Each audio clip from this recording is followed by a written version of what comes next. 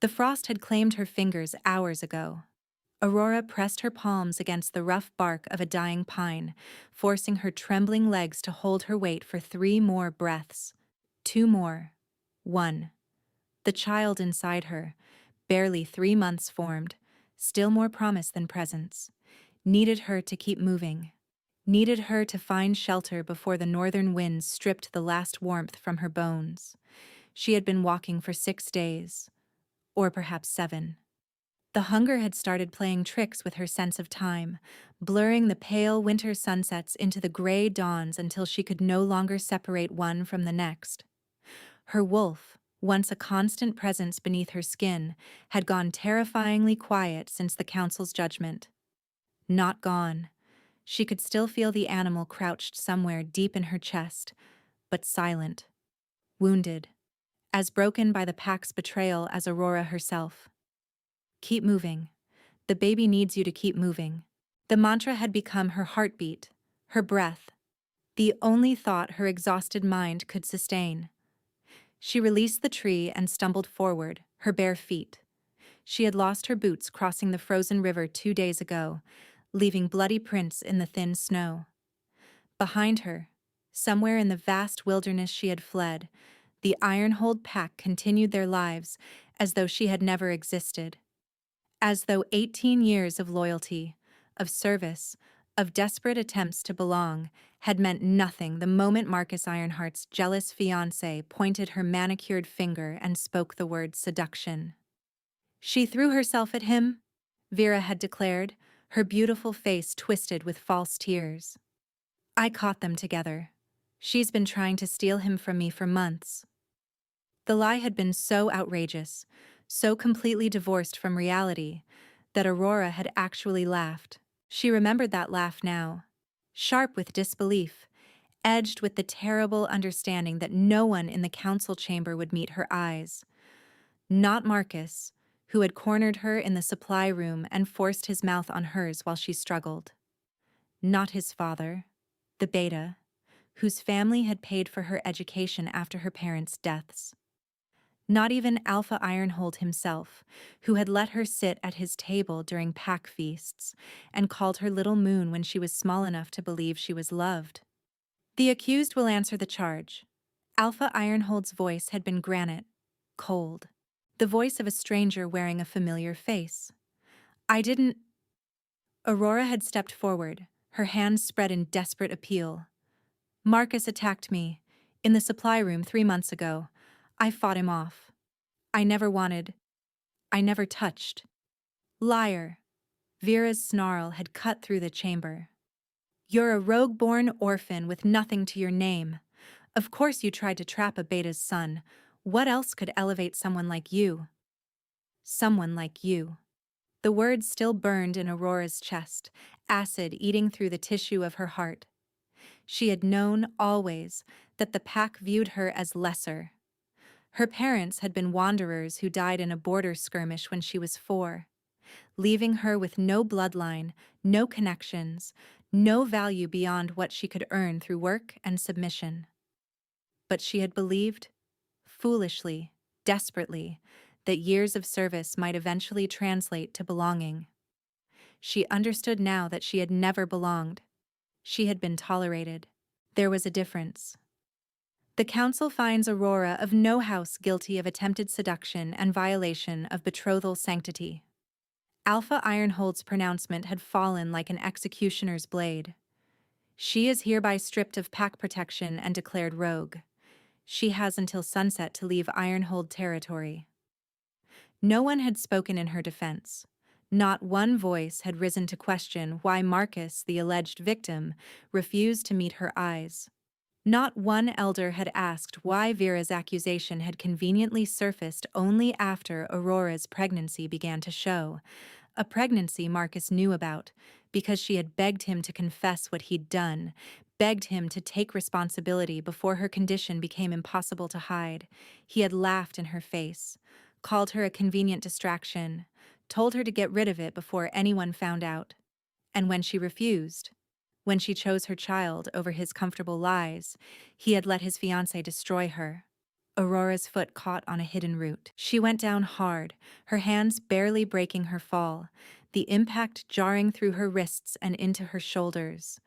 For a long moment she simply lay there, her cheek pressed against the frozen ground, her breath coming in ragged gasps that crystallized in the frigid air. Get up. She couldn't. The baby needs you to get up. Her palm moved to her stomach, feeling the slight swell hidden beneath her threadbare dress and the torn cloak she had managed to grab during her flight from Ironhold. The child couldn't feel her touch yet. She knew that. But she imagined tiny fingers reaching back, imagined a small heart beating in rhythm with her own. "I'm sorry," she whispered to the winter silence. "I'm so sorry. I wanted to give you better than this. I wanted—" Her voice cracked and dissolved into a sob she didn't have the strength to suppress. She had wanted so many things: safety, stability, a pack where her child would grow up protected instead of persecuted, a mate who would love them both, would look at her swelling belly with joy instead of contempt. Foolish dreams, impossible dreams. The cold was beginning to feel warm, which meant she was dying. Aurora knew this distantly, the way she knew the sun would rise and the seasons would turn. Hypothermia stole heat so gradually that its victims often smiled as it killed them. She should get up, should keep moving, should fight for her child's life even if her own meant nothing. But the ground was soft beneath her cheek, and her eyelids had grown so heavy, and surely, she could rest for just a moment. The snap of a branch brought her wolf surging to the surface for the first time in weeks. Aurora's eyes flew open, her body jackknifed upward before her mind caught up, instinct overriding exhaustion as she scrambled backward until her spine hit a tree trunk. 4 figures had materialized from the forest shadows, massive men in dark leather armor, their eyes glowing amber in the fading light. Border guards. The insignia on their chest plates showed a black tree against a silver moon. Blackwood territory. Terror flooded through Aurora's veins, sharp and electric, chasing away the creeping cold that had nearly claimed her. She had been so focused on putting distance between herself and Ironhold that she hadn't tracked her direction, had stumbled straight into the kingdom of the most ruthless Alpha King in the Northern Territories. Lucian Blackwood executed rogues. Everyone knew this. His laws were absolute, his justice swift, his mercy non-existent. Rogues who crossed into Blackwood territory uninvited were given one chance to explain themselves, and that explanation had better be perfect, or they never left the capital alive. Well, the largest guard stepped forward, his nostrils flaring as he scented the air. His lip curled with disgust. "What do we have here? A rogue bitch, half dead and reeking of another pack's rejection." Aurora tried to speak, to explain, but her voice emerged as a cracked whisper. "Please, I didn't mean, I was just passing through." "Save it." Chains materialized from the guard's belt, iron links that gleamed with wolfsbane coating. "You're coming with us. The king will decide what to do with you." She should have run, should have fought, should have done anything except kneel there trembling as they locked the burning chains around her wrists and hauled her to her feet.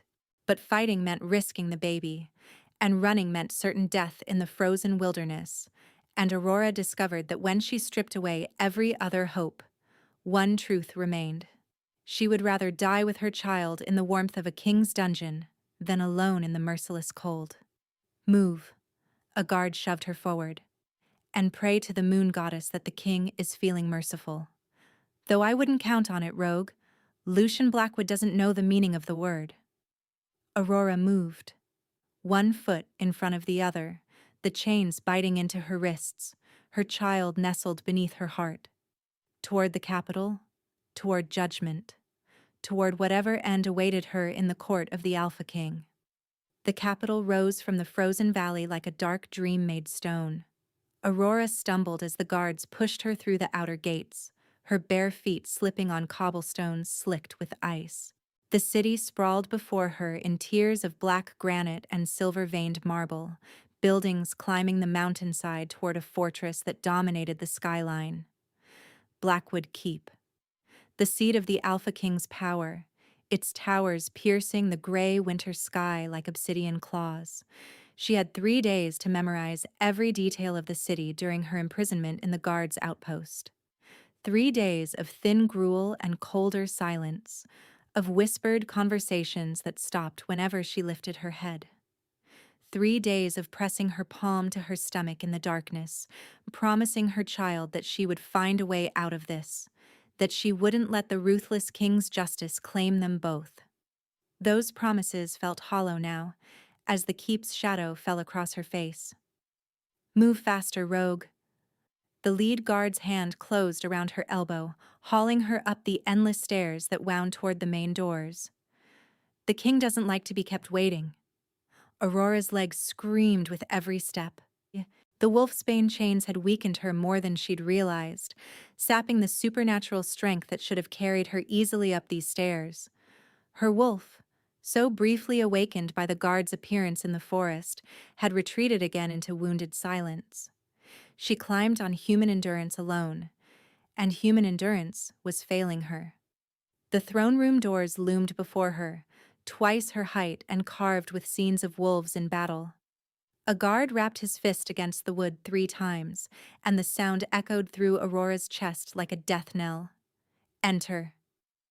The voice that came from within was deep and cold, carrying the weight of absolute authority. Aurora's stomach dropped as the doors swung inward, revealing a vast chamber of black stone and silver torchlight.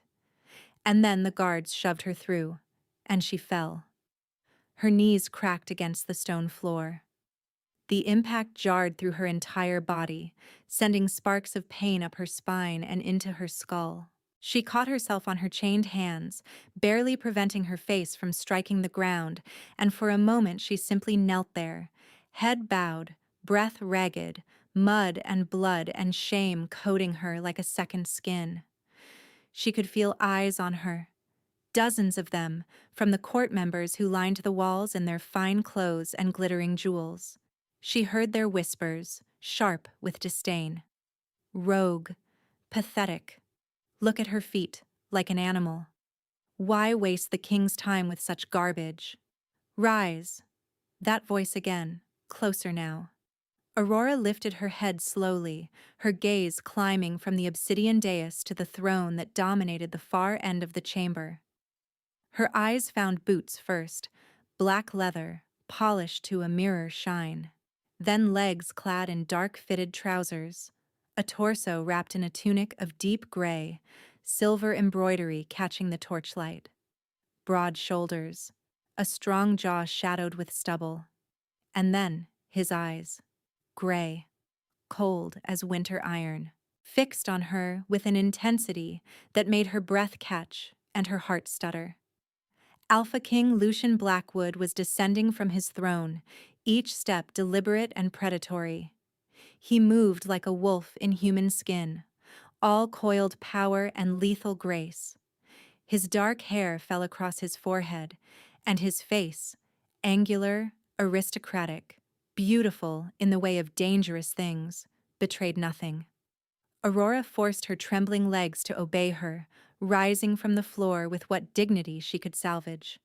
The chains clinked against each other, a reminder of her helplessness, and she lifted her chin despite the fear clawing at her throat.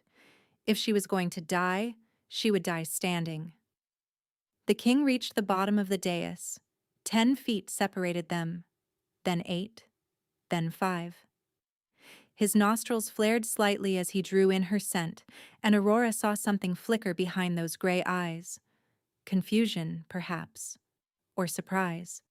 He took another step, and the world caught fire. Heat exploded through Aurora's chest like a forge igniting, sudden and devastating and consuming. Her wolf, silent for so long, dormant and wounded and resigned to death, surged forward with a desperate, keening cry that resonated in her very bones. Her skin prickled with electric awareness, every nerve ending sparking to life, and she felt something impossible pulling at her center. A thread, a chain, a bond made of gold and moonlight, stretching from her heart across the space between them and anchoring itself in the man before her. Mate. The word thundered through her mind with absolute certainty.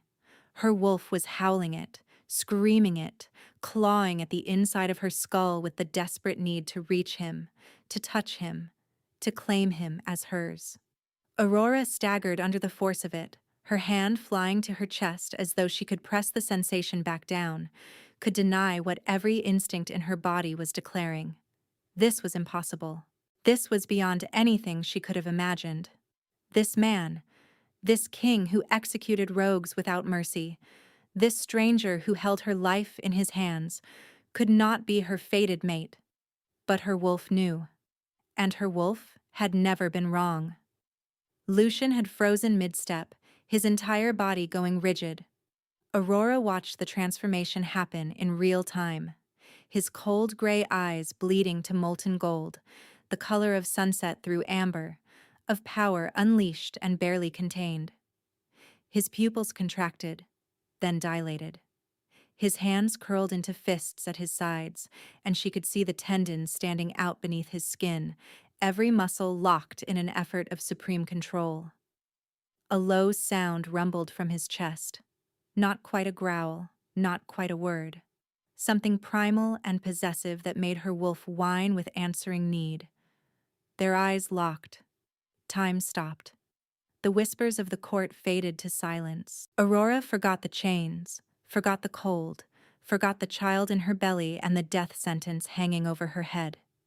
There was only this moment, this man, this bond that defied everything she knew about the cruelty of fate. His lips parted. His voice, when it came, was rough as broken stone. Out. No one moved. Everyone out, now. The command cracked through the throne room like thunder. Aurora heard the scramble of footsteps, the rustle of fine clothing, the murmured protests of nobles who dared not disobey. Doors slammed, silence fell. And still they stared at each other, caught in a web neither of them had chosen to weave. Lucian moved first. He crossed the remaining distance between them in 3 swift strides, and Aurora's wolf screamed yes even as her mind screamed run. He stopped close enough that she could feel the heat radiating from his body, close enough that his scent washed over her, pine and wood smoke and something wild, something that made her dizzy with a hunger she had never known before. His hand rose toward her face. She flinched. He froze. For a long moment neither of them breathed. Then, slowly, deliberately, he lowered his hand back to his side. The gold in his eyes flickered, grief and longing and something that looked almost like pain warring behind his carefully controlled expression. "You're afraid of me," he said. Not a question. Aurora swallowed hard. "You execute rogues." "Yes." "I'm a rogue." "Yes." She waited for him to say more, to explain what this meant. What would happen now? Whether the bond changed anything or whether he would simply kill her with the taste of her scent still on his tongue. The silence stretched between them, thick with unspoken words. Finally, Lucian turned away. He walked to a side door she hadn't noticed before, his movements sharp with suppressed tension. "Follow me." It wasn't a request, but somehow, impossibly, it didn't sound like a command either. Aurora hesitated for a heartbeat, her gaze darting to the main doors, to the distant possibility of escape. Then her wolf pressed forward, gentle but insistent, and she followed her mate into the shadows. The room he led her to was not a dungeon. Aurora had expected stone walls and iron bars, a cell where she would rot until he decided her fate. Instead, she found herself standing in a chamber of warm wood and soft candlelight. A fire crackled in the hearth. A massive bed dominated one wall, draped in furs the color of midnight. A copper tub steamed gently in the corner, filled with water that smelled of lavender and herbs. "Guest quarters," Lucian said, his back still to her. "You will stay here until I determine what to do with this situation." Aurora's laugh came out sharp and broken. "This situation, is that what we're calling it?" He turned then, and she saw the strain in his features, the careful mask he had rebuilt over the wild gold of his eyes. "What would you have me call it? My council wants your head. Half my court believes you're a spy. And yet—" He stopped, his jaw clenched. "And yet," Aurora finished quietly, "the bond exists anyway." The words seemed to crack something in his composure. He closed his eyes briefly, drawing in a breath that shuddered in his chest. When he spoke again, his voice was barely more than a whisper. "I have ruled this kingdom for 30 years. I have executed 17 rogues who crossed my borders with malice in their hearts. I have denied myself a mate because I believed no woman should bear the burden of this crown." His eyes opened, finding hers with devastating precision. "And now fate sends me you. A rogue carrying another male's child, condemned by her own pack, dragged into my throne room in chains." The words should have hurt. They were truth after all, brutal and unvarnished. But Aurora heard what he didn't say, what simmered beneath the careful recitation of facts. He was not asking why fate had cursed him with an unsuitable mate. He was asking why fate had been cruel enough to give him a mate at all. "The child is mine," she said quietly. "No one else's. I didn't give myself willingly to anyone." Lucian's eyes sharpened. The gold flared bright, and something dangerous moved behind his expression, a fury that was not directed at her. "Who?" The single word carried enough violence to make her shiver. "It doesn't matter now. I'm here. He's there, and I—" Her voice cracked. She pressed her hand to her stomach, feeling the slight swell that had cost her everything. "I just want to survive long enough to give my child a chance." The fire popped in the silence that followed. Lucian stood motionless, watching her with an intensity that should have been frightening. Instead, Aurora found herself leaning toward it, her wolf drinking in his attention like water after drought. Finally, he moved, not toward her, but toward the door, his hand closing around the iron handle. "There is food on the table. Eat until you can't stomach another bite. Sleep in the bed. It's yours now. There are clothes in the wardrobe that should fit you." Aurora blinked. "You're leaving?" He paused, his back to her once more. "I am trying very hard to be a king right now, instead of a male who wants nothing more than to tear those chains from your wrists and burn every piece of evidence that anyone ever hurt you." His voice roughened. "The chains are made of wolfsbane. Every minute they touch your skin weakens you further. I can smell your pain from across the room, and it is taking every ounce of control I possess not to kill the guards who put them on you." Aurora looked down at her wrists, at the raw, reddened skin beneath the iron. She had grown so used to the burning that she had stopped noticing it. "I'll send someone to remove them," Lucian continued. "Someone who isn't me. Because if I touch you right now, I won't be able to stop." The door opened. He stepped through. "Eat. Sleep. No one will touch you here." And then he was gone, and Aurora was alone with the fire and the silence, and the golden thread that still pulsed between them, as real as her own heartbeat. She ate. Not because she trusted him, but because her baby needed the sustenance. The food was simple but plentiful, bread still warm from the ovens, cheese that melted on her tongue, sliced apples and honey, and a thick stew that tasted of heaven after days of thin gruel. She ate until her stomach ached with fullness, and then she ate a little more, thinking of the child who had survived so much already. A servant came to remove her chains.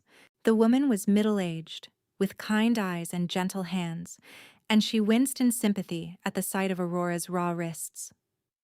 "The king ordered salve as well," she murmured, spreading something cool and soothing over the burns. "He was very specific. Said to make sure you weren't in pain." Aurora didn't know what to say to that, so she said nothing at all. That night, she slept in a real bed for the first time in weeks. The furs were soft against her skin, the mattress cradling her exhausted body like an embrace. She dreamed of golden eyes and rumbling voices, of a bond that wrapped around her heart and refused to let go. When she woke, she found that sometime in the darkest hours of the night, someone had draped an additional blanket over her. Black velvet, lined with wolf fur, still carrying the faint scent of pine and wood smoke. 3 days passed in a strange kind of suspension. Aurora explored the boundaries of her gilded cage, learning the rhythm of the servants who brought her meals and tended the fire. She was not a prisoner exactly. No one stopped her when she ventured into the corridor, but neither was she free.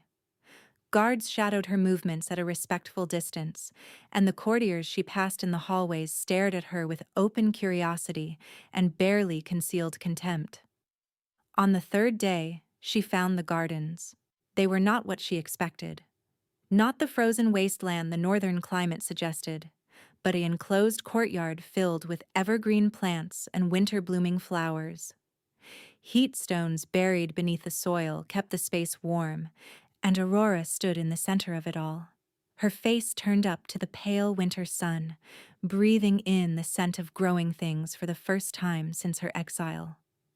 Well, well, the rogue whore finally emerges from her den. Aurora turned to find a woman standing at the garden's entrance. She was beautiful in the way of ice sculptures, pale and perfect, and utterly cold. Her silver blonde hair cascaded over shoulders draped in blue velvet, and her lips curved in a smile that didn't reach her eyes. "I'm sorry," Aurora said carefully. "Have we met?" The woman laughed, a sharp sound like breaking glass. "You don't know who I am? How delicious. Allow me to introduce myself. I am Lady Dahlia Bloodmoon, the woman who should be queen." She stepped closer, her gaze raking over Aurora's borrowed dress.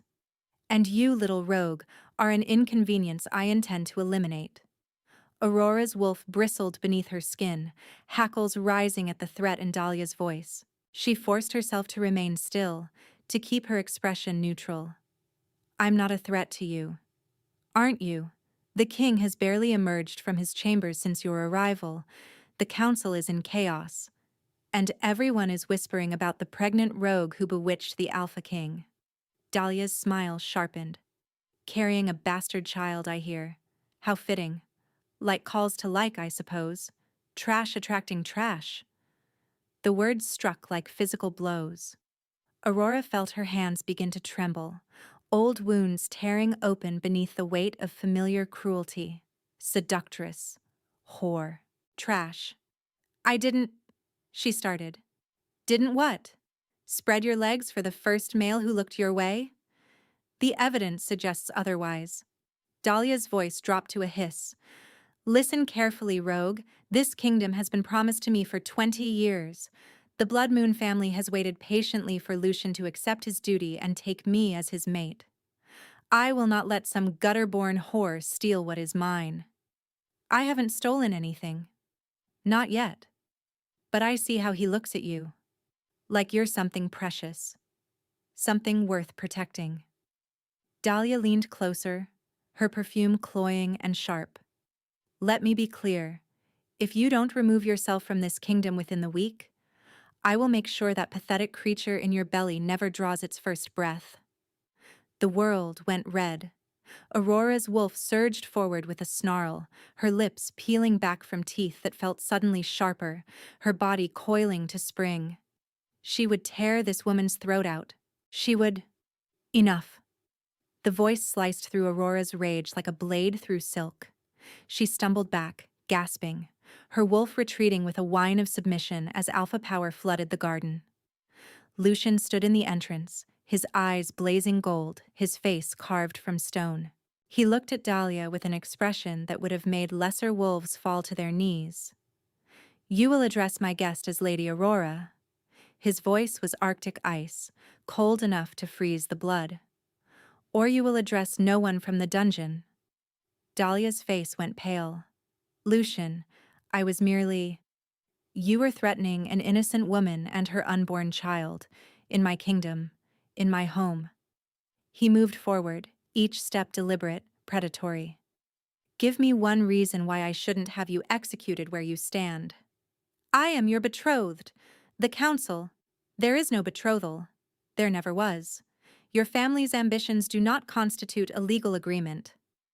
Lucian stopped an arm's length from Dahlia, towering over her. "Leave. Now. And if I hear that you have so much as looked at Lady Aurora with malice again, I will end the blood moon line myself."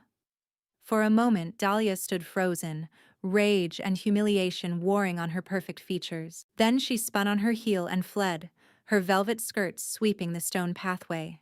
Silence filled the garden in her wake. Aurora found herself trembling, the aftermath of adrenaline and suppressed violence leaving her shaky and uncertain. She wrapped her arms around herself, suddenly aware of how close she had come to losing control. Lucian turned to her. The gold had faded from his eyes, leaving them gray and soft with concern. "Are you hurt?" "No. No." She took a breath, steadying herself. "Thank you. For that." He moved toward her, slowly, carefully, the way one might approach a wounded animal. His hand rose toward her lower back, hovering there without quite touching, a question in the gesture. "May I escort you back to your chambers?" Aurora nodded, not trusting her voice. They walked together through the castle corridors, his hand a warm presence at the small of her back. He never touched her, never assumed the right to close that final distance, but she felt his protection like a shield around her nonetheless. At her door, he stopped.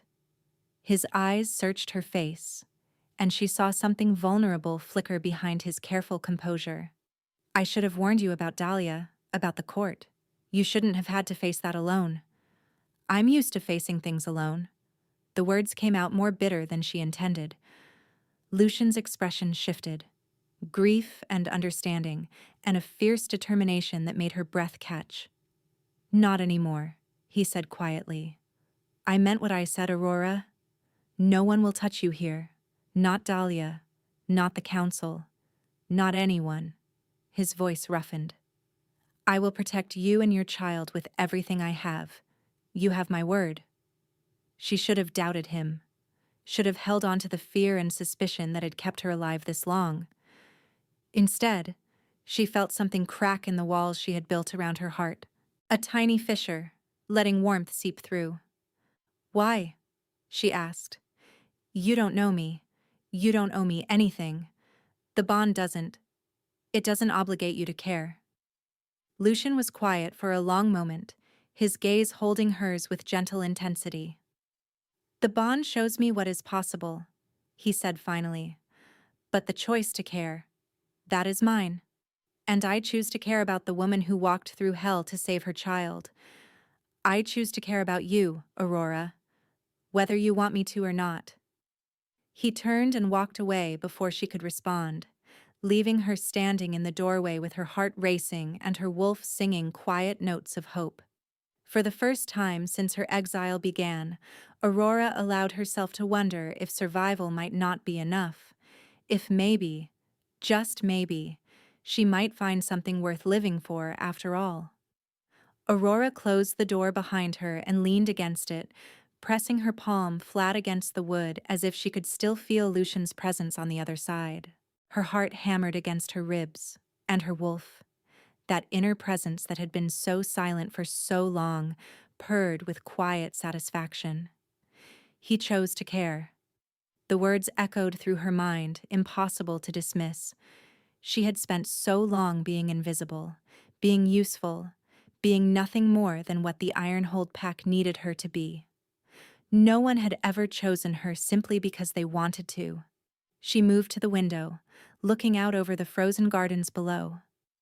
Moonlight painted everything in silver and shadow, and she could see the path where Dahlia had fled, her footprints still visible in the thin layer of frost coating the stones. Dahlia Bloodmoon. The name sat heavy in Aurora's chest, a warning she couldn't ignore.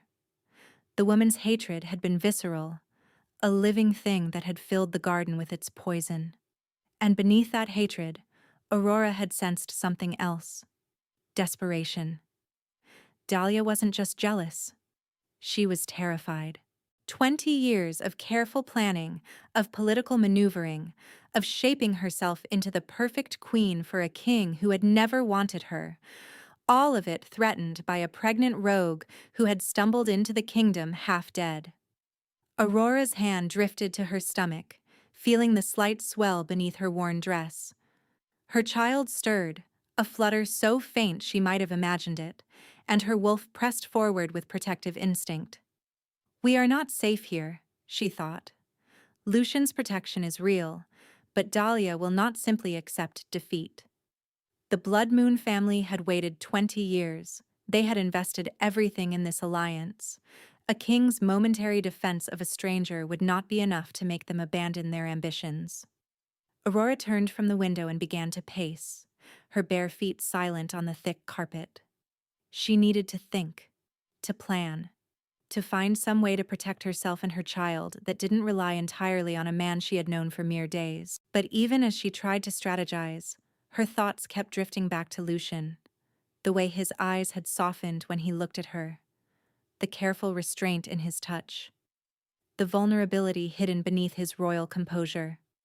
"I choose to care about you, Aurora, whether you want me to or not."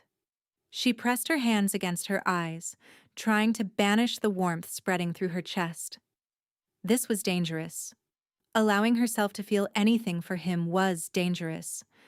She had already been destroyed by trusting someone who didn't deserve it, by believing that Marcus would do the right thing, that her pack would protect her. But Lucian wasn't Marcus, and some instinct deeper than thought, deeper than fear, whispered that this was different. A knock at her door made her spin, her heart leaping into her throat, but the voice that called through the wood was female, the kind-eyed servant who had tended her wounds that first night. "My lady, I've brought your evening meal." Aurora opened the door to find the woman holding a covered tray, steam rising from beneath the silver dome. The scent of roasted meat and fresh bread made her stomach clench with sudden desperate hunger. "Thank you," Aurora said, stepping back to let her enter. The servant, Helena, Aurora had learned her name was, set the tray on the small table by the fire and began arranging the dishes. "His Majesty insisted on the kitchen's finest tonight. Said you've had a difficult day and deserve comfort." Aurora's throat tightened. Such a small thing, really. Food. Warmth. Someone thinking about what she might need without being asked. But after so long with nothing, these small kindnesses felt like miracles.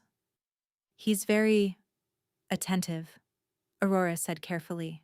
Helena paused in her work, glancing up with knowing eyes. "In 30 years of service, I have never seen His Majesty like this. He barely eats, barely sleeps. He checks the guard rotations himself to ensure you're protected." She straightened, smoothing her apron. "The entire castle is talking about it, my lady. The king who never took a mate, who swore he needed no queen, suddenly unable to think of anything but the woman he found in chains at his border." Aurora didn't know what to say to that. The weight of it pressed against her chest, too large to process. Helena finished arranging the meal and moved toward the door, then paused with her hand on the handle. Her expression shifted, becoming cautious. "My lady, forgive me if I speak out of turn, but be careful." Aurora's pulse quickened. "Careful of what?" "Lady Dahlia has many allies in this castle. Not all of them wear their loyalty openly." Helena's voice dropped to barely a whisper. "There are those who believe the Blood Moon Alliance is essential to the kingdom's survival. They will not accept you easily, no matter what the king commands." The warning settled into Aurora's bones like frost. "Thank you for telling me." Helena nodded once, then slipped out and closed the door behind her. Aurora stood motionless for a long moment, the servant's words echoing through her mind. Then she moved to the table and lifted the silver dome from her meal. The food was beautiful.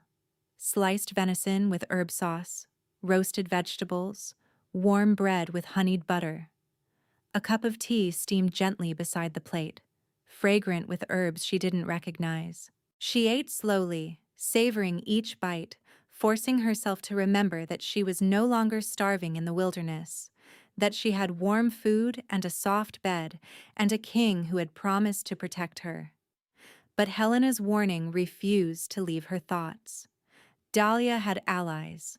The Blood Moon family had power. And Aurora was still just a rogue. Still just a pregnant woman with no pack, no status, no protection, except what Lucian chose to give her. She finished her meal and moved to the bed, but sleep didn't come easily. She lay in the darkness, one hand pressed against her stomach, feeling her child's presence like a small flame burning inside her. "I will keep you safe," she promised silently, "whatever it takes." The days that followed passed in a strange rhythm, moments of peace interwoven with undercurrents of tension she couldn't quite name. Lucian visited her each morning, bringing her news of the kingdom, asking about her health, never pushing for more than she was willing to give. His presence was becoming familiar, even welcome, though she still caught herself tensing when he moved too quickly or spoke too loudly. On the fourth day, he found her in the library, a vast room lined with books she could have spent a lifetime reading. She had discovered it by accident, wandering the castle's corridors in search of distraction, and had lost herself for hours among the shelves. "You found my favorite room," Lucian said from the doorway, his voice warm with something like pleasure. Aurora looked up from the book in her lap, a treatise on the history of the northern wolf packs. "I didn't mean to intrude." "You couldn't intrude if you tried." He moved into the room, his footsteps nearly silent on the thick carpet. "I built this library for myself. There are days when the throne room feels like a prison, and the only escape is losing myself in someone else's words." She watched him approach, noting the shadows beneath his eyes, the tension in his shoulders that he couldn't quite hide. "You look tired." His lips curved in a rueful smile. "The council has been demanding. There are those who question my decision to protect you. They see you as a threat to stability. Lady Dahlia's allies, among others." He settled into a chair across from her, close enough to speak quietly, but far enough to respect her space. "The Blood Moon family has been building influence for decades. They have trade agreements, military alliances, debts owed by half the noble houses in the kingdom. Dismissing Dahlia so publicly has complicated things." Aurora's chest tightened. "I'm causing problems for you." "No." His voice sharpened with conviction. "You are not the problem, Aurora. The problem is a system that would force me to choose between my mate and political convenience. The problem is a court that values bloodlines over honor. My mate." The words sent heat rushing through her, though she tried to ignore it. "You barely know me. How can you be so certain this is worth the cost?" Lucian was quiet for a long moment, his gray eyes holding hers with an intensity that made her breath catch. "Do you know why I've never taken a mate? In 30 years of ruling, why I've refused every alliance marriage, every political union?" She shook her head, not trusting her voice. "Because I knew." His voice roughened. "Somewhere deep in my bones, I knew that my mate was out there, that the bond was real, not just legend, and I refused to betray that future by settling for less." He leaned forward, his hands clasped between his knees. "When you walked into my throne room, covered in mud and blood and defiance, I felt the bond snap into place like a key turning in a lock. 30 years of waiting, and there you were." Aurora's eyes burned with sudden, unexpected tears. "I'm not what you imagined. I'm a rogue, a pregnant woman carrying another man's child. I have nothing to offer you. No status, no power, no political value. You have everything. His voice cracked on the words. You have courage, strength, a heart that keeps loving even when the world gives you every reason to stop. He reached toward her, then stopped himself, his hand hovering in the space between them. May I? She shouldn't. Every rational part of her screamed that she shouldn't let him closer, shouldn't let herself want this, but her wolf was already pressing forward, already straining toward him with desperate longing. And something inside her, some wall she hadn't known she'd built, began to crumble. Yes, she whispered. His hand closed gently around hers, warm and strong and infinitely careful.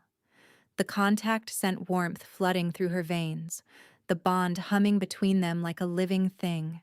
She felt his pulse through his palm, steady and strong, and her own heartbeat began to match its rhythm. I will not rush you, he said softly. I will not demand anything you're not ready to give. But please, Aurora, let me be there for you. Let me prove that not everyone who claims to care will betray you. She should have pulled away, should have protected herself, guarded the broken pieces of her heart. Instead, she tightened her fingers around his. I'm trying, she said. It's just hard to believe this is real. I know. He lifted her hand and pressed his lips against her knuckles, the gesture unbearably tender. We have time, as much as you need. They sat together in the library until the fire burned low, talking quietly about nothing and everything, the books she loved, the kingdom he ruled, the dreams they had both abandoned long ago. And for a few hours, Aurora allowed herself to forget the danger lurking in the shadows. She didn't know that Dahlia was already moving against her. In a candlelit chamber on the far side of the castle, the blood moon heir sat with her most trusted maid, grinding dried herbs into a fine powder. The mixture was rare, imported from distant lands where such things were still legal. It would take time to work, days or even weeks, but the effect would be certain. She trusts the kitchen, Dahlia murmured, her perfect features twisted with cold fury. She eats what they bring her without question. Yes, my lady. The maid, a thin woman named Greta, measured the powder carefully. A pinch in her tea each evening. By the time anyone notices something wrong, it will be too late to trace. Dahlia smiled, the expression sending ice down Greta's spine. The rogue thinks she's safe because the king protects her. But the king cannot watch everything. He cannot guard against every shadow. She lifted the vial of powder, watching it catch the candlelight. Soon, she'll begin to weaken. And when her body fails, when she loses the child she clings to so desperately, well, everyone knows that rogues are fragile creatures. It won't be anyone's fault. The chamber door creaked, and both women froze. But it was only the wind, whistling through the ancient stones. Dahlia tucked the vial into her bodice and stood, smoothing her skirts with practiced grace. Begin tomorrow. And Greta, if you breathe a word of this to anyone, I will see you hanged for treason. Understood? Understood, my lady. The candle flickered and nearly died as Dahlia swept from the room, leaving shadows pooling in her wake. Aurora woke the next morning feeling strangely weak, though she attributed it to restless sleep. She managed to eat her breakfast, but the food sat heavy in her stomach, and by midday she found herself fighting waves of nausea that had nothing to do with her pregnancy. By the third day, she could barely rise from her bed. Lucian arrived at her door looking haggard, fear naked on his face for the first time since she'd known him. The healer says it's not the pregnancy, he said, his voice rough. Something is wrong, something she can't identify. Aurora, please, let me. She reached for his hand, her grip weaker than it should have been. I'm scared. I know. He knelt beside her bed, pressing her palm against his cheek. I'm going to find out what's causing this. I swear to you. I will fix this. But even as he spoke, Aurora felt the darkness creeping closer and wondered if she would live long enough to see another sunrise. Aurora drifted in darkness for what felt like hours, her body heavy and unresponsive while her mind struggled toward consciousness. Fragments of sound reached her, Lucian's voice, sharp with command, then soft with pleading. The rustle of servants moving, the clink of vials, and the murmur of the healer's confusion. But beneath all of it, she felt her child stirring. That tiny flutter had grown weaker over the past days, and the terror of losing that fragile heartbeat was what finally dragged her back to wakefulness. Her eyes opened to candlelight and shadows. The room swam, shapes blurring and reforming until she could make out Lucian's form slumped in a chair beside her bed, his head bowed, his shoulders curved with exhaustion. Beyond him, Helena, the kind-eyed servant who had tended her wounds that first night, was arranging fresh linens on a side table. "Water," Aurora rasped, and both of them startled. Lucian was at her side instantly, his hand cupping the back of her head as he lifted a cup to her lips. The water tasted strange, bitter beneath the coolness, and some instinct made her turn her face away after the first sip. "What is it?" Lucian's voice was raw. "Aurora, what's wrong?" She couldn't explain it, couldn't articulate why her wolf, dormant for so long, had suddenly pressed forward with urgent warning. But she looked at the cup in his hand, and then at the tray on her bedside table. The same tray that appeared every evening, with its pot of tea and small plate of honeyed biscuits. "Where does this come from?" she asked, her voice barely above a whisper. "The tea. Every night." "Who prepares it?" Helena stepped forward, her brow furrowed. "The kitchen sends it up, my lady. I bring it myself most evenings, but the last few days Lady Dahlia's maid has been offering to carry the tray. She said she wanted to help, with me being so busy tending to you." The world crystallized into terrible clarity. Aurora pushed herself upright, ignoring the way her arms trembled and her vision darkened at the edges. "Lucian, the tea. Something is in the tea." His eyes went wide, then narrowed to slits of molten gold. He grabbed the cup and held it to his nose, inhaling deeply. A growl rumbled from his chest. Low, dangerous, building into something that made the candle flames shudder. "Blackthorn powder." His voice was ice over fire. "Imported from the southern territories. It mimics natural illness while slowly destroying the body from within. Specifically designed to—" He stopped, his jaw clenching so hard she heard his teeth grind. "To end pregnancies without leaving evidence." Aurora's hand flew to her stomach, where her child still fluttered. Weaker, yes, but alive. Still fighting, just like her. "Dahlia," she said. Not a question. "Helena." Lucian's command cracked through the room. "Find the maid called Greta, bring her to the Great Hall in chains, summon the council, and send guards to Lady Dahlia's chambers." His eyes never left Aurora's face, burning with barely contained rage. "No one leaves this castle." The next hour blurred together in fragments of motion and sound. Aurora insisted on rising, on dressing, on walking to the great hall under her own power. Her legs threatened to buckle with every step, but she locked her knees and kept moving.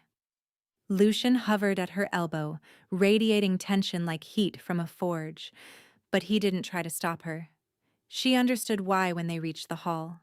The council had assembled, 12 lords and ladies in their formal attire, their faces carefully neutral. At the center of the room, Greta knelt in chains, her thin frame shaking with violent tremors. And standing apart from the others, her chin lifted in defiant composure, was Dahlia Bloodmoon. "This is absurd!" Dahlia's voice rang through the hall, pitched to Carrie. "The king drags us from our beds to accuse me of—" "What, exactly?" "Poisoning a rogue who was already half dead when she arrived? Perhaps her weak blood simply couldn't sustain the burden she carries." Aurora felt rage kindle in her chest, not the cold fury she had known during the council's judgment in Ironhold, but something hotter, something with teeth. Greta. Lucian's voice cut through the murmurs. You were seen carrying the tray to Lady Aurora's chambers. You were seen adding powder to her tea. Tell me who gave you that powder. The maid whimpered, her eyes darting to Dahlia. I cannot. You can, and you will. Lucian stepped forward, his presence filling the room like a physical force. Or I will have you dragged to the dungeons and left there until the rats finish what your mistress started. She threatened me. Greta's composure shattered. She said she would have me hanged for treason if I spoke. Lady Dahlia gave me the powder. She told me exactly how much to use, how long it would take. Lies. Dahlia's beautiful face twisted with contempt. The desperate lies of a servant trying to save her own skin. Your Majesty, surely you see what this rogue is doing. She's turned your head with her pathetic story and her convenient pregnancy, and now she's trying to eliminate anyone who threatens her position. Aurora stepped forward before she could stop herself. Her wolf surged against her skin, no longer dormant but fully awake, burning with protective fury. I am not the one who eliminates threats, she said, her voice steady despite the weakness in her limbs. I came to this kingdom with nothing, no status, no power, no allies. I have done nothing except try to survive. But you... She turned to face Dahlia fully, meeting those cold eyes without flinching. You've had everything. Wealth, status, the promise of a throne. And still you tried to murder an unborn child because you couldn't stand the thought of losing what was never yours to begin with. Dahlia's composure cracked. He was mine. 20 years my family has waited. 20 years of alliances and agreements and promises. And then you crawl out of the wilderness. Rogue. And he looks at you like... She stopped, her hands clenching into fists. You're nothing. Less than nothing. You should have died in the snow where you belonged. But I didn't. Aurora felt something shifting inside her. Something that had been locked away since the moment Marcus attacked her in that supply room. Her wolf pressed forward, and she let it. I survived. I kept surviving when everyone I trusted betrayed me. And I will keep surviving, because my child deserves a mother who fights. She turned to the council, to the 12 faces watching with varying degrees of shock and calculation. You have heard the maid's confession.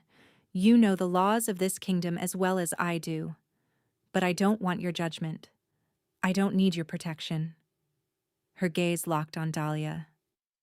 I invoke the ancient right of challenge, a pregnant she-wolf defending her child against the one who would harm it.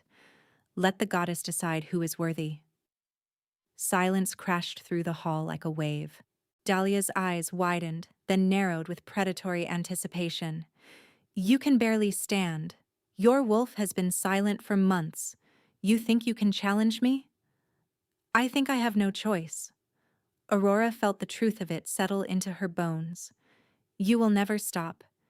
Even if the king exiles you, your family will find ways to reach me. The only way this ends is if one of us breaks. She looked at Lucian, whose face had gone pale beneath his dark hair. His jaw worked, words clearly fighting to escape, but he said nothing. He knew the law as well as she did. Once a challenge was invoked, not even the Alpha King could interfere. I won't stop you, he said finally, his voice rough with barely contained emotion. But know this, Aurora, if she harms you or our child, there will be no exile, there will be no mercy, there will only be blood. Our child. The words wrapped around her heart like armor. Dahlia was already shifting, her expensive gown tearing as her wolf burst forth. A sleek creature with dark fur and amber eyes, larger than Aurora had expected. The she-wolf circled, testing, her lips peeling back from gleaming teeth. Aurora reached for her own wolf and found it waiting. Not dormant, not broken. Simply gathering strength, conserving what little energy remained for this moment. The shift took her with a rush of pain and power, bones reshaping, muscles reforming. When she opened her eyes, she saw the world through the sharp clarity of her wolf's vision and saw Dahlia falter. Aurora's wolf was silver white, smaller than Dahlia's, but burning with light that seemed to emanate from within. The protective rage of motherhood flowed through her like liquid fire, and she felt her child's heartbeat steady and strengthen in response. Dahlia lunged. Aurora twisted aside, letting the larger wolf's momentum carry her past. She snapped at Dahlia's flank, drawing blood, then danced away before the retaliation could land. Her body was weak, yes, but her wolf had been surviving longer than Aurora had been alive. Survival was instinct. Survival was breath. They circled again. Dahlia's eyes blazed with fury and desperation. She had expected an easy victory, a broken rogue who would crumple at the first attack. What she faced instead was something far more dangerous, a mother with nothing left to lose. The next exchange was brutal. Dahlia caught Aurora's shoulder, teeth sinking deep, and pain exploded through her. But Aurora used the grip against her enemy, twisting so that her own jaws closed around Dahlia's throat. She could have killed her. The positioning was perfect, the opportunity clear. One sharp jerk and the blood moon air would be dead on the stone floor. But Aurora was not a killer. She had never been a killer. And she refused to become one now, no matter what Dahlia had done. Instead, she pressed harder, harder still, until Dahlia's struggles weakened and her wolf whimpered with the desperate understanding of defeat. "Yield!" Aurora commanded, and though the word emerged as a growl, its meaning was unmistakable. Yield and confess. Dahlia's wolf went limp beneath her, throat bared in submission. The shift took her slowly, painfully, until the woman lay gasping on the cold stone, Aurora's wolf still standing over her. "He was supposed to be mine," Dahlia whispered, tears cutting tracks through the blood on her face. "Everything was supposed to be mine." "He was never yours." Aurora shifted as well, the change leaving her trembling but upright. "Yield. I yield." The word echoed through the silent hall. Aurora stepped back, her legs finally giving out, and Lucian was there to catch her before she hit the ground. His arms wrapped around her, his face pressed against her hair, his whole body shaking. "You mad, magnificent creature," he breathed. "You could have died." "I couldn't let her win." Aurora's voice cracked. "I couldn't let her hurt our child." Lucian lifted his head and looked at the council with eyes that had gone fully gold. "Lady Dahlia Bloodmoon is found guilty of attempted murder of the Alpha Queen and the royal heir. The sentence is exile to the wastelands, stripped of name and title." His voice dropped to something colder than ice. "You tried to murder my mate and my heir. Death would be mercy. This is justice." Guards moved forward to drag the sobbing Dahlia away. Aurora watched until the great doors closed behind them, and then the last of her strength gave out entirely. She woke in Lucian's chambers. Their chambers now, she realized, noting the feminine touches that had been added since she last saw the room. Fresh flowers on the windowsill, soft curtains in colors she loved, small signs that someone had been preparing for her presence. Lucian sat on the edge of the bed, watching her with eyes that held centuries of emotion. "The healer says the poison is leaving your system," he said quietly. "Another few days and you'll be fully recovered. The baby is strong, stronger than the healer expected. After everything, she says it's a miracle." Aurora reached for his hand. "Not a miracle, just stubborn, like her mother." His fingers intertwined with hers. "Her? I don't know. A feeling." She smiled, the expression unfamiliar after so many days of fear and pain. "A hope." Lucian was quiet for a long moment. Then he lifted her hand to his lips, pressing a kiss against her knuckles, just as he had in the library, a lifetime ago. "I need to ask you something," he said, "and I need you to answer honestly. even if the answer is no. Aurora's heart began to race. Ask. The bond between us is real. I have felt it since the moment you entered my throne room, and I will feel it until the day I die. But the bond is not a chain. It is not a command. He met her eyes, his own blazing with intensity and vulnerability in equal measure. I am asking you to be my mate, my Luna Queen. Not because fate demands it, but because I choose you.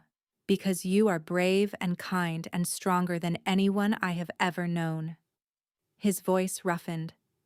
Because I love you, Aurora. I have loved you since you looked at me from the floor of my throne room, covered in mud and blood, and refused to be afraid.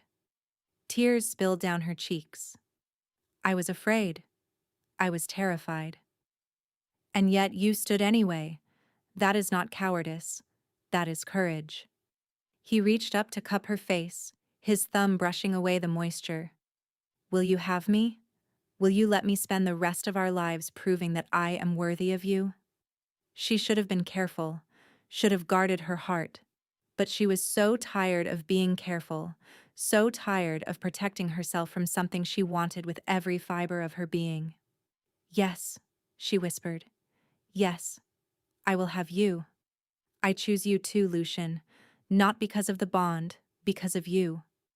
His breath caught, and something bright and fierce ignited in his eyes. Then let me mark you. Let me show the world that you are mine and I am yours. Let the bond complete. Aurora pulled him closer, her fingers tangling in his dark hair. I want that. I want everything. He kissed her then, soft at first, questioning, giving her every opportunity to pull away. But she didn't pull away. She arched into him, feeling the bond pulse between them like a living heartbeat, and when his mouth traced down her jaw to the junction of her neck and shoulder, she tilted her head in invitation. His teeth grazed her skin, and she shivered. Tell me, he breathed against her throat. Tell me you want this. I want this. I want you. Please, Lucian. His bite sank into her flesh, and pain exploded through her like lightning, sharp and brilliant and transformative. But even as the pain crested, it began to change. Warmth flooded her veins, spreading outward from the mark, and she felt the bond roar open like a river breaking through a dam. She felt him, his centuries of loneliness, his desperate hope, his fierce protective love that had claimed her from the first moment they met. She felt his wolf howling with triumph, felt his heart beating in rhythm with her own, felt the depth of his devotion like an ocean she could drown in. And she knew he could feel her too, her pain and her courage, her fear and her determination, the love she had been afraid to name, blazing through the bond like sunrise. Mine, he growled against her throat, his voice barely human. My mate. My Luna. Mine. But Aurora was not finished. She pushed against his shoulders, and he drew back with dazed confusion in his eyes. Before he could speak, she surged forward and sank her own teeth into his shoulder, marking him as thoroughly as he had marked her. He gasped, his whole body shuddering, and through the bond she felt his shock transform into overwhelming joy. She was claiming him. Not just accepting his mark, but returning it. Making him hers as completely as she was his. Yours, she whispered against his skin, tasting the copper of his blood. My king. My mate. Yours. When she pulled back, they stared at each other with matching wonder. The marks on their shoulders pulsed in unison, golden light fading to leave permanent silver scars, proof of their bond, visible for all the world to see. Lucian pulled her into his arms, cradling her against his chest as they both trembled with the aftermath. She could feel the bond settling between them, no longer a frantic pull, but a steady warmth, a connection that would never break. My Luna, he whispered into her hair. My brave, beautiful Luna. My king, she answered, pressing a kiss to the mark she had left on his shoulder. We saved each other. 3 months later, Aurora stood before the great hall as Lucian placed a crown of silver and moonstone upon her head. "All hail, Luna, Queen Aurora," he declared, his voice ringing with pride. "Long may she reign." The court erupted into cheers, and Aurora smiled as she felt her child kick beneath her rounded belly. The pregnancy was progressing well. Better than well, the healer said. Whatever strength had been born in her during the challenge had passed to her daughter, making her resilient beyond expectation. Daughter. The healer had confirmed it just that morning. A girl, strong and healthy, with a heartbeat like a war drum. That night, in the quiet of their chambers, Lucian pressed his palm against Aurora's stomach and felt their child move beneath his touch. "She's going to be magnificent," he murmured, "just like her mother." Aurora covered his hand with her own. "She's going to be loved. That's all I ever wanted for her, to grow up knowing she belongs." "She belongs." Lucian kissed her forehead, then her lips, then the mark on her shoulder that still sent warmth flooding through her whenever he touched it. "You both belong. You always will." Through the window, moonlight spilled across the chamber, silver and gentle. The kingdom beyond the castle walls was at peace, truly at peace, for the first time in decades. The Blood Moon family had quietly retreated to their territories, their ambitions checked by Dahlia's disgrace. The council had fallen in line behind their new Luna Queen, won over by her courage and her compassion. And in the distance, Aurora knew, word had reached even Ironhold territory. Word of a rogue who had become a queen, a cast-out who had found her fated mate, a mother who had fought for her child and won. She hoped Marcus heard those whispers. She hoped he choked on them. But mostly, she didn't think about Ironhold at all. That life belonged to another woman, a woman who had believed she could earn belonging through submission, who had let herself be broken by people who never deserved her loyalty. Aurora was different now. She had been forged in fire and ice, had walked through her own destruction and emerged transformed. She was Luna Queen of the Blackwood Kingdom, mate to the most powerful alpha in the Northern Territories, mother to the heir who would one day rule. And she was happy. Not the fragile, desperate happiness she had once grasped at, but something solid and real. A happiness built on choice, on courage, on the knowledge that she had fought for everything she had. "I love you," she told Lucian as the moon rose higher. "I will love you until the stars burn out." He pulled her close, his arms wrapping around her with infinite tenderness. "And I will love you beyond even that, my mate, my queen, my everything." Outside, the kingdom slept beneath a blanket of snow, and peace settled over the mountains like a blessing from the goddess herself. In the chambers of the Alpha King and his Luna Queen, two hearts beat as one, and deep within Aurora's womb, a third heartbeat joined them in perfect harmony. A new era had begun.